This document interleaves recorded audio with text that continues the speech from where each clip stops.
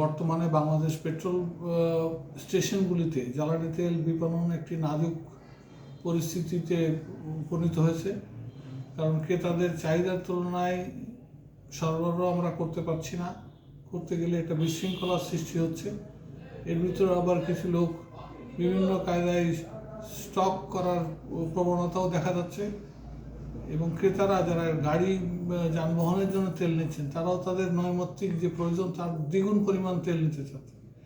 এমত অবস্থায় পরিস্থিতিটা একটা আনস্টেবল অবস্থায় চলে গেছে।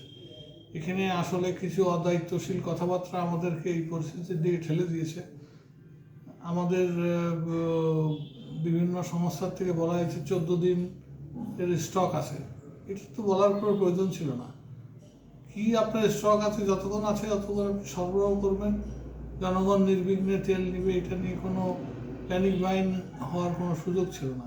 কিন্তু এখন যে অবস্থাতে আমরা উপনীত হয়েছি, এখন এটার সুরাহার একটি মাত্র উপায় যে নতুন মূল্য নির্ধারণ করে এই পরিস্থিতিকে ট্যাকেল করা, আদারওয়াইজ এটা নিয়ন্ত্রণের বাইরে চলে যাবে এবং অলরেডি চলে গেছেই।